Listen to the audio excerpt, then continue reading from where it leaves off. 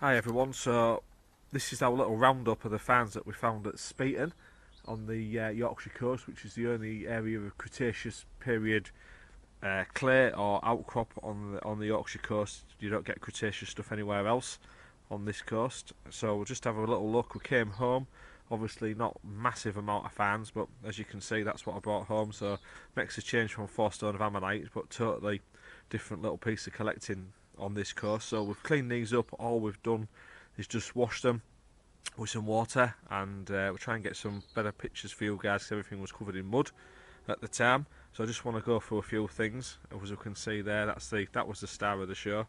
This is the ichthyosaur vertebrae that I found. So as we said, a bit water worn, but still nice.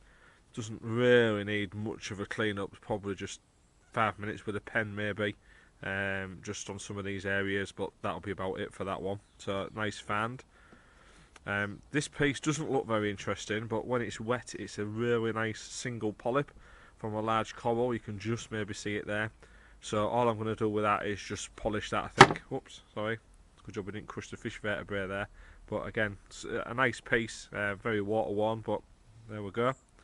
So this is one of the pieces that we found with the famous Speeton shrimp. It's not actually a shrimp, but it's Myiera ortana, I think it's pronounced. So as you can see, hopefully you can see that a bit better now on the edge there. There's part of its back showing, and it does just wear out on that part of a nodule. So these nodules, if you can remember on the video, were broken in situ.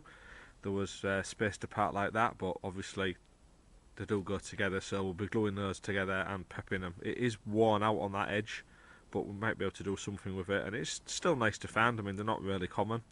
There's another small piece there, look, which was broken again, which is a shame, but that's got a really nice, that's the end of the tail there. I don't know if you can see it. I will take some stills as well to put in this video, but that's the tail piece is really nice on that.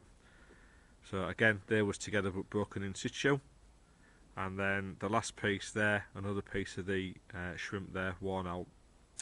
So this was the belemnite that I was talking about, which was identified, I think, as Cylindroteuthis obelenskoides, if that's how you pronounce it.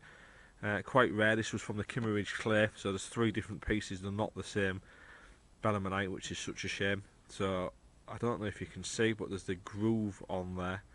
So I will take some stills so you can see it, but it looks almost heart-shaped on the end there, so hopefully you can see that.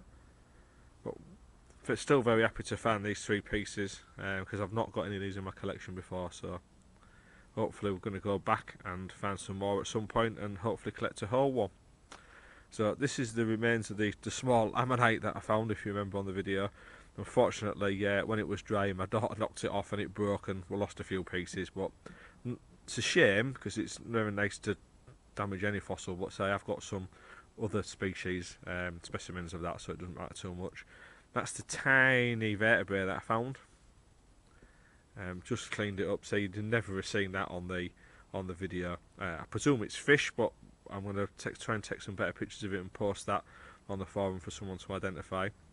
When I was on my hands and knees looking for the belemnites, I did see it was just sticking out like that. It looked like the bottom of an airgun pellet, but when I picked it up, it was a little fish vertebrae, so hopefully you can see that. And then just near that one, as again in the Kimmeridge clay, I found this larger fish vertebrae. It's got quite a lot of pyrite stuck to it, so hopefully we can just prep that off, because I don't really, hopefully it's not got like pyrite disease and crumbles away, because you can see the actual vert itself in there, and it's very nice. And these are the first 2 pieces of fish fossil that I've found on the east coast, apart from the big sort of sturgeon like fishes, Gyrostasis, up from the Whitby area. So I'm really chuffed with them 2 pieces, although extremely tiny fossil. And then the last one, just as I was walking back, these are one of these like phosphoric nodules, I think they are. This has got some ammonites in it. There's the remains of one there. Sorry, it's a bit hard to do one-handed. Wearing out, you can just see the edges there. And there's possibly some other ones in there as well. Let's just have a look if I can see another one. One at that side as well, and maybe one in there. So these tend to be grey on the outside, like these ones, and then there's that black in the middle.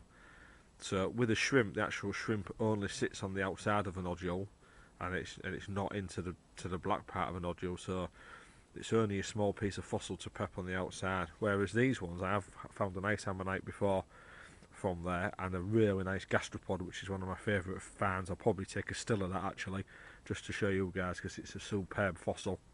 But hopefully, they're very difficult to prep because they're shattered all over inside. But we might just get part of a nice ammonite out of there, and it'll be a different species as well, so it's always worth collecting. But again, once we prep it, which will probably be in the spring now, 'cause it's a bit cold to get in my workshop, and also the guinea pigs have moved in there for the winter, so I have had to move out, and it's too cold for prepping outside, so we'll have to see. So there you go, bit of a roundup. Hope you can see a little bit better on that, and I'll take some still shots as well.